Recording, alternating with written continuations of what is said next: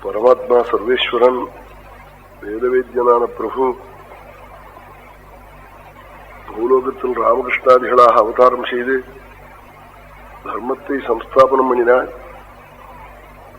சுவாமி எப்படி அனுகூலனா இருந்து தர்மங்களை ரட்சிச்ச சரித்திரங்கள் தான் மகேதிஹாசம் ஸ்ரீ மகாபாரதம்.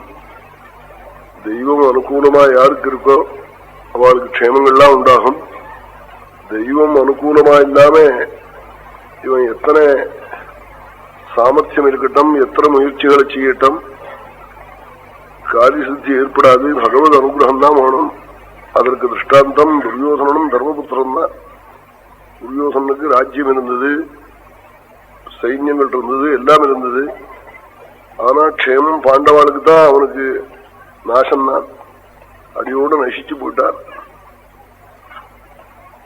அதுக்கு என்ன காரணம்னா தர்மம் இல்லை, சத்தியம் இல்லை, அதனால பகவத் அனுகிரகம் இல்லை. மகான்கள்லாம் சொன்னால் கேட்கல.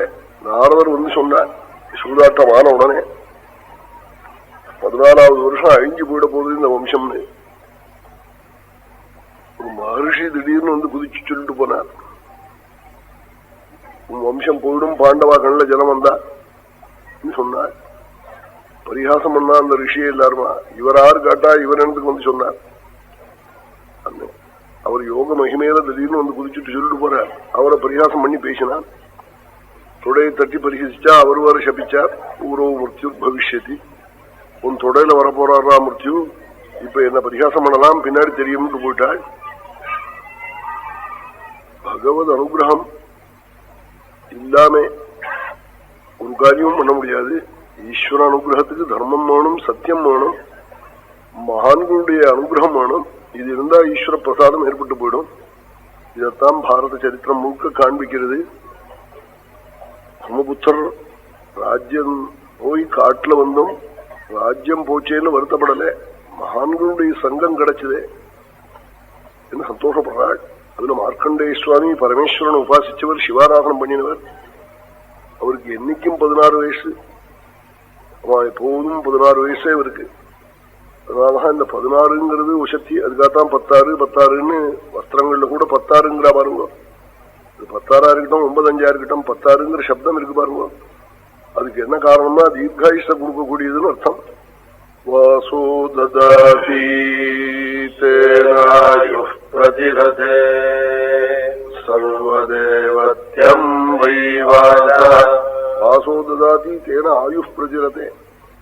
வஸ்திரம் வாங்கி கொடுக்கிற குடும்பங்கள்ல எல்லாம் ரொம்ப ஆயுர் விருத்தி ஏற்பட்டுட்டே இருக்கும். அதுக்குத்தான் கல்யாணம், கார்த்தி, ஸ்ராத்தம், நாந்தி, தீபாவளி, இதுல எல்லாம் வஸ்திரங்களை எல்லாருக்கும் கொடுக்கறது. அந்த குடும்பத்துல அகாலத்துல மரணமே வராது. எல்லாம் 90 வயசு 100 வயசு அப்படி இருப்பார். வஸ்திரதானம் பண்ற குடும்பத்துல வேதம் போய் சொல்றது. இதெல்லாம் நம்பித்தான் நம்ம பெரியவாள்லாம் செஞ்சு அந்த பலனையும் அனுபவிச்சுட்டு இருந்தாள். ஆயுஷுக்கு ஹானி இல்லாம எல்லாரும் 90 வயசு 100 வயசு 120 வயசு அப்படி இருப்பாள். அவளுக்கு ஒன்னும் ஒரு ஸ்ரவம் இருக்கிறது இல்லை, சௌகரியமாயி இருந்துட்டு போவாள். இப்படி 16 வயசு மார்க்கண்டேய சுவாமிக்கு சிவாராசனம் பண்ணி அந்த பிரபு பாண்டவாளுக்கு கவலை இருக்கிறது நீக்கணும்னு வந்தாளாம். அதான் தெய்வபலம். தெய்வபலம் உள்ளவாளுக்கு ஏதாவது விசாரம் இருந்தா அதை நீக்கிறதுக்கு ஒரு மகான்கள் வந்து சேருவாள்.